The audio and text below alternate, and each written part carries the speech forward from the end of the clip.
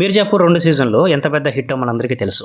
అయితే అనూహ్యంగా మూడో సీజన్ మాత్రం ఏమాత్రం అంచనాలు కానీ ఏమాత్రం ఆసక్తి కానీ లేకుండా మొన్న ప్రైమ్ వీడియోస్లో రిలీజ్ అయింది. మొత్తం 10 ఎపిసోడ్లు ఒకేసారి రిలీజ్ చేశారు. అలాగే తెలుగు ఆడియో కూడా అవైలబుల్లో ఉంది.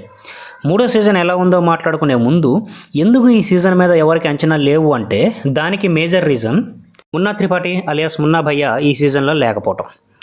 రెండో సీజన్ చివరిలో మున్నా భయ్య క్యారెక్టర్ చనిపోద్ది. యాక్చువల్గా ఆ క్యారెక్టరు నెగిటివ్ షేడ్స్ ఉన్న క్యారెక్టర్ అయినా సరే మీర్జాపూర్ ఫ్యాన్స్లో మున్నా భయ్య కంటూ ఒక కల్ట్ ఫ్యాన్ ఫాలోయింగ్ ఉంది. సో ఆ క్యారెక్టర్ చనిపోవడంతో మూడో సీజన్ మీద ఎవరికి ఆసక్తి లేకుండా పోయింది. ఇక మున్నా భయ్య లేని మూడో సీజన్ ఎలా ఉంది అంటే అంతంత మాత్రమే. మరీ బ్యాడ్గా ఏమీ లేదు, అలాగని మరి గొప్పగా కూడా ఏమీ లేదు. అసలు ఈ సీజన్ స్టార్ట్ అవడంతో మున్నా భయ్య అంత్యక్రియలు చూపిస్తూ స్టార్ట్ అవుతుంది. దాంతో ఈ సీజన్ మొత్తం చూడాలి అన్న మూడు ఉత్సాహం అక్కడే సర్వనాశనం అయిపోతాయి. ఇక అతి కష్టం మీద సీజన్ మొత్తం చూసినా కానీ పెద్దగా గొప్పగా ఏమీ అనిపించదు మనకి.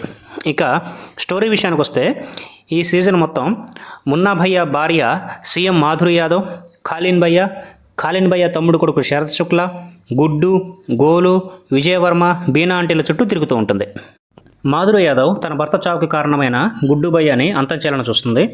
చావు నుంచి తప్పించుకున్న కాలిన్ భయ్య తనను కాపాడిన తన తమ్ముడు కొడుకు శరత్ శుక్లాని మీర్జాపూర్ పీఠం మీద కూర్చోబెట్టాలని చూస్తాడు. అలాగే గుడ్డు భయ్య, బీనా ఆంటీలు కూడా మీర్జాపూర్ పీఠం కోసం ప్రయత్నిస్తూ ఉంటారు. ఇక విజయవర్మ, గోలులది ఒక సపరేట్ ట్రాక్. ఈ సిరీస్లో నాకు ఏదైనా ఇంట్రెస్టింగ్ అనిపించిందంటే ఈ ట్రాకే. ఇక ఈ సిరీస్లో ప్లస్ల విషయానికి వస్తే కొన్ని ఎపిసోడ్లు కొన్ని పోర్షన్లు బాగానే తీశారు. ఒక 4-5 ఎపిసోడ్లు ఇంట్రెస్టింగ్గానే ఉంటాయి. ముఖ్యంగా విజయవర్మ రెండో సీజన్లో పెద్దోడు చిన్నోడు ట్విన్స్ క్యారెక్టర్ చేశాడు కదా, అందులో చిన్నోడు క్యారెక్టర్ చనిపోతాడు. ఈ సెకండ్ సీజన్లో పెద్దోడు బ్రతుకుతాడు. కానీ ఇక్కడ అసలు విషయం ఏంటంటే చనిపోయింది పెద్దోడు అనమాట. చిన్నోడే పెద్దోడులాగా నటిస్తూ ఉంటాడు. ఈ సీక్వెన్స్ నాకు బాగా అనిపించింది. అలాగే మున్నా భయ్య భార్య మాధురి యాదవ్ మరియు శరత్ శుక్లాలకు కూడా క్యారెక్టర్లు మంచి లెంతున క్యారెక్టర్ పడ్డాయి. వాళ్ళు కూడా చాలా బాగానే చేశారు. ఇంకా బీనా ఆంటీ గుడ్డులది నాకంత పెద్ద లెంతున క్యారెక్టర్ లాగా ఏమి అనిపించలేదు. నన్ను బాగా డిసప్పాయింట్ చేసింది ఏంటంటే మున్నా భయ్య ఎలాగూ లేడు, కానీ అతని తండ్రి కాలిన్ భయ్య బ్రతిగా ఉన్నాడు. కాబట్టి ఈ సీజన్లో కాలిన్ భయ్య సంభవం చూస్తాం అనుకుంటాం. కానీ అంటే తన కొడుకు చావుకి కారణమైన వాళ్ళందరి మీద పగ తీర్చుకుంటాడు. ఒక మంచి యాక్షన్ రివెంజ్ యాక్షన్ డ్రామా మనం ఎక్స్పెక్ట్ చేశాను నేను. కానీ డైరెక్టర్ మాత్రం కాలిన్ భయ్యాని సిరీస్ ఎండింగ్ వరకు ఖాళీగా కూర్చోబెట్టి చివరి ఎపిసోడ్లో లాస్ట్లో ఇక మొదలెడదామా అన్న రేంజ్లో ఒక ట్విస్ట్ ఇచ్చి ఎలివేషన్ ఇస్తాడు. కానీ అప్పటికే నీరసం వచ్చేసింది.